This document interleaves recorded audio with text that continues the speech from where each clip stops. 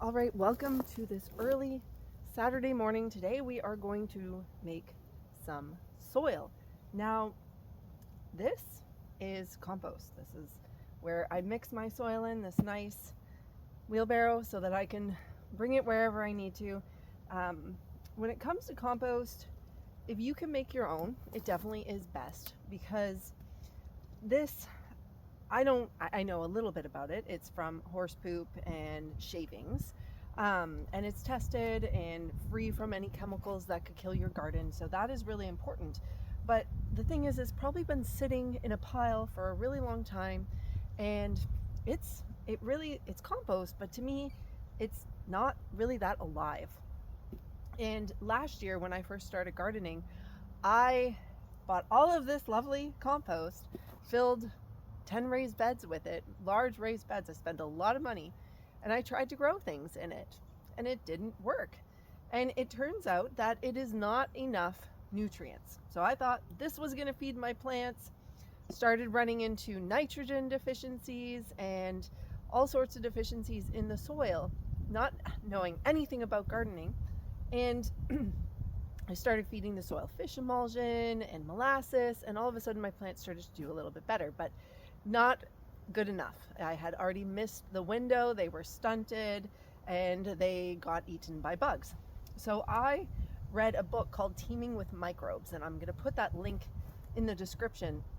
It really changed everything that I did with gardening. Last year, when I first started, I was spraying organic pesticides, trying to kill the bugs that were destroying my plants, but I didn't realize that everything that the plant needs, it's basically its immune system, is coming from the soil. So we need to feed the soil.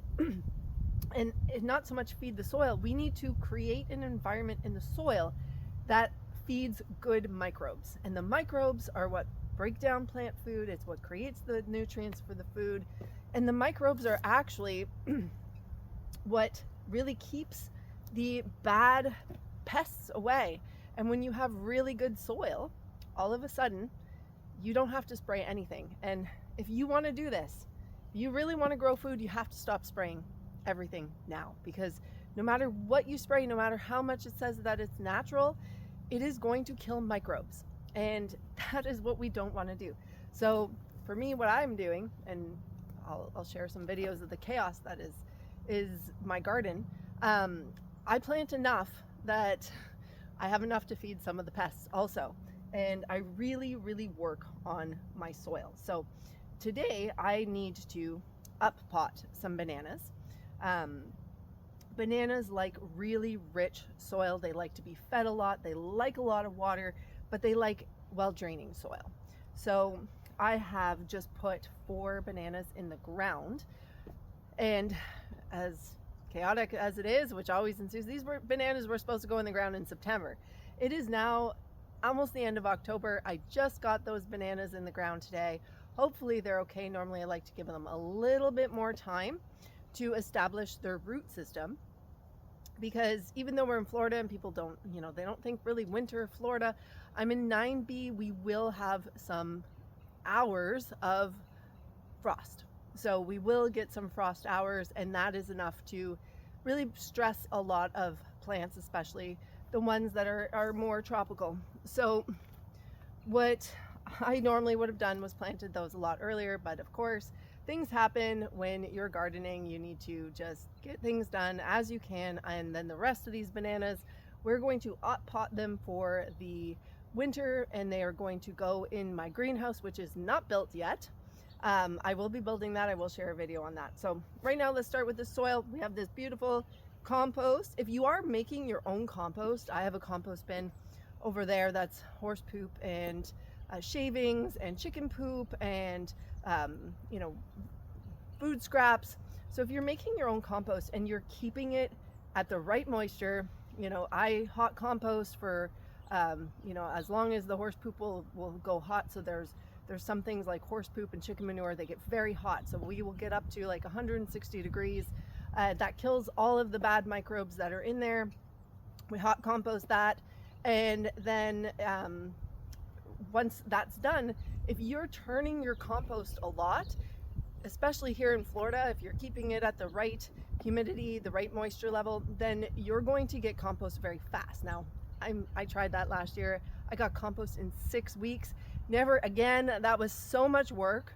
I am right back to the lazy composting method, which is put it in a pile, leave it there, and so it's not creating the greatest compost. But if you're turning it regularly, if you're on top of it, if you're monitoring the temperature and monitoring the moisture content, then you're going to be able to get compost really quickly that is really alive. Not like this. Like this is dried out. This right now is hydrophobic.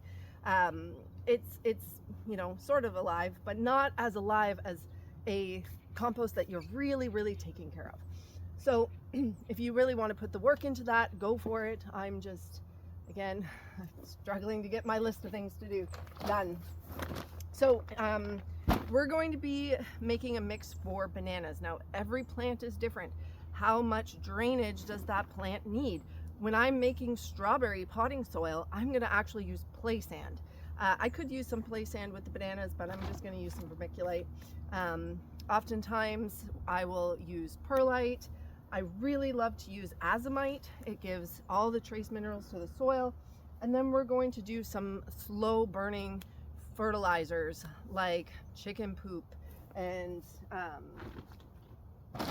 we have this Microlife. This is a new one that I've started to do. I will link it in the comments. I got this on Amazon, and this has alfalfa, it's got fish, kelp, it's got the humates, molasses, it's got potassium sulfate, it's got all these things, bone meal, manganese, iron. It's got a lot of stuff.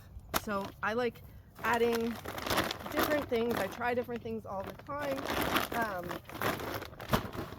I love the Espoma products. They are great. This is actually garden tone. I do have a tree tone, but they really have very similar ingredients in them. These smell, oh my goodness, they smell so bad. And then once they're sitting in this mix for a few days, it really smells bad. Especially once we start adding a little bit of chicken manure. So we have a little bit of this. Now, this is not good to breathe in. Make sure you're doing it in a ventilated area. I did a lot of soil mixing yesterday, and I unloaded 1,500 pounds of hay, swept my barn, and you can see my voice is terrible. Definitely a little bit of a histamine reaction there. This is a little bit of peat moss. Now, if you don't like peat moss, which I know I'll get a lot of flack from it, then use the coco coir. I do not like coco coir. It drives me absolutely insane to use it. I filled a bunch of garden beds with coco coir. Well, not the whole bed, but I used it in some of those garden beds. And I can't stand it. I really did not like the consistency. But if you want to do something a little bit more regenerative, then go for the coco coir. But do what you can. Like, if all you can get your hands on is some compost and some Espoma, and that's what you're doing, you know, go for it. The azomite, I can't remember where I got it from, but I will link it. This is a huge bag of azomite. Oh my, I love this. Like, from a texture standpoint, this is the greatest feeling on the planet. I love that. Okay, so we've got some of that. Oh, I do have a little bit of peat moss left in that. Not peat moss, I have some perlite left in that bucket. So the perlite, the vermiculite, that smells. They're gonna add really good drainage for the bananas, which is what we want. Now, this mixture, this is completely hydrophobic right now. That means if we were to put this in a pot and put our bananas in there and we add water, the water is not going to absorb into the soil. So I first mix everything up, and then we have to take care of that. Lovely. You wear a mask if you want to. I'll just cough later. So we want to mix this up really good. So I will do that. Lots of yucky faces because it smells. I really do not like the smell of this.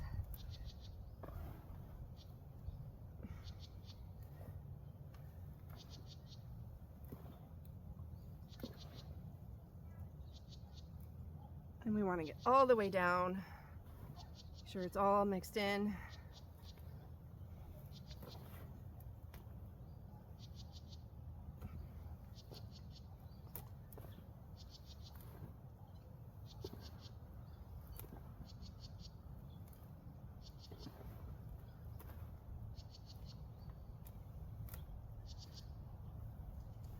Okay, go over here.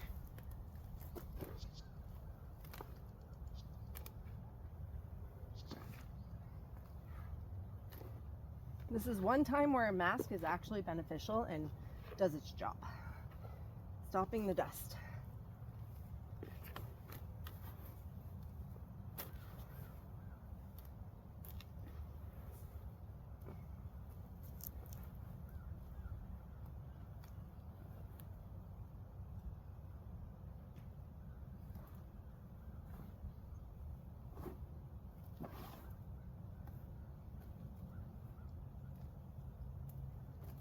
Okay, so we've got that really well mixed. I'm gonna go and find my hose. I will be right back.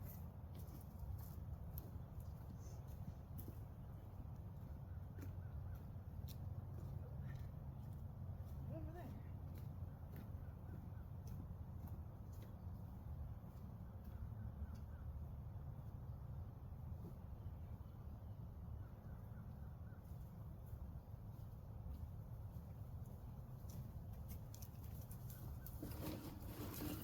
Okay, let's get rid of some of this water that's been sitting there all night.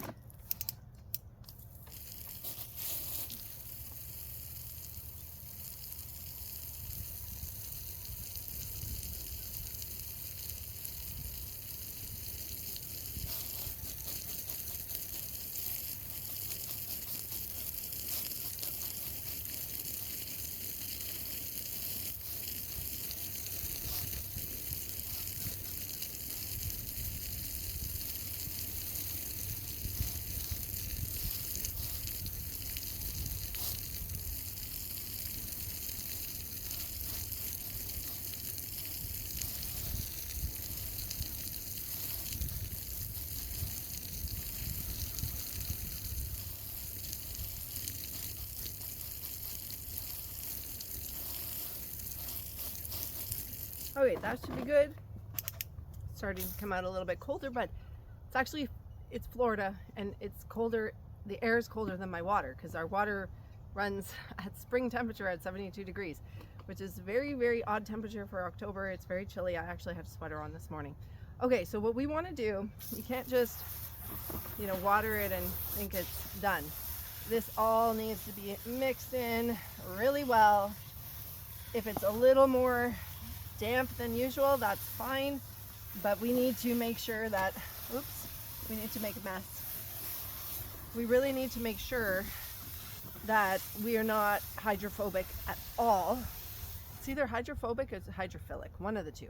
But basically it's not going to absorb water unless you get your hands in there, which is really gross because it really smells, and as it gets wet, it smells worse.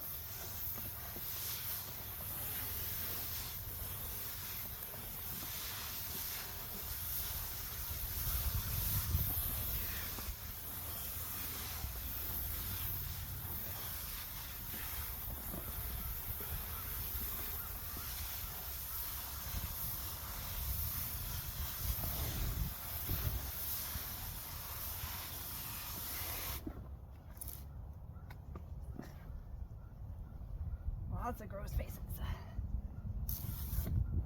Ugh. I highly recommend not going to the store after you do this. The one time I was mixing soil and then I had to run to Ace to get something and they're like, oh my gosh, what does that smell? It smells like manure. It's like, yeah, that's me. It really does not smell good.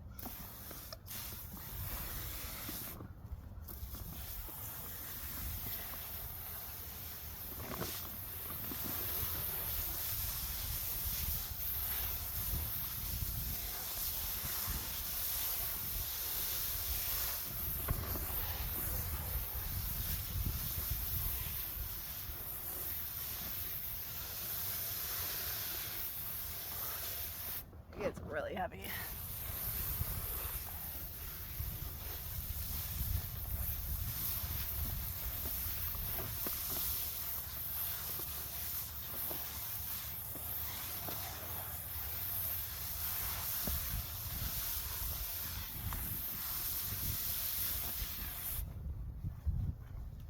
Okay, so I got the top layer done. The bottom layer is just so heavy. I'm going to use this top layer for my bananas.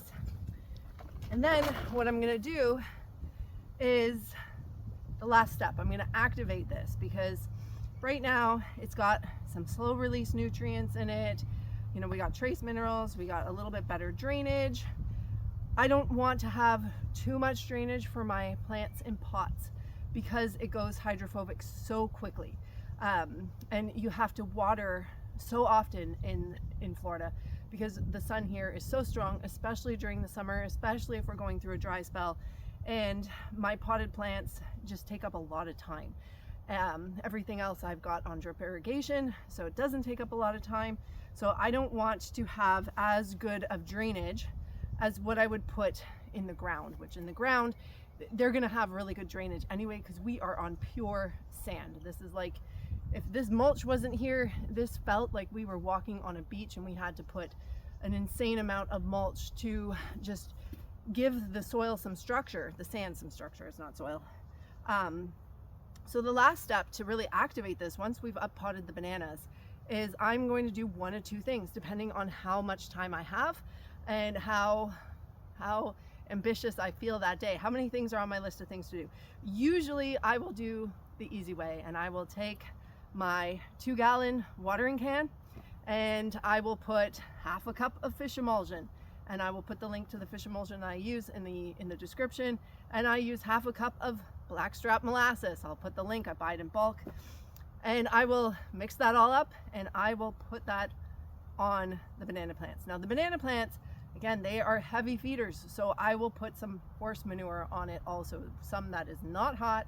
It's had its time to go through its hot period, so it normally is hot for anywhere, depending on the temperature outside, we're looking at 3 days to a week. So the manure is cooled. I will put that manure on and just sprinkle it on top of the plants also, because they are such heavy feeders. But for the majority of plants, I'm going to use the fish emulsion and the molasses. If I'm really ambitious and I've got the time, I'm going to make a weed tea or a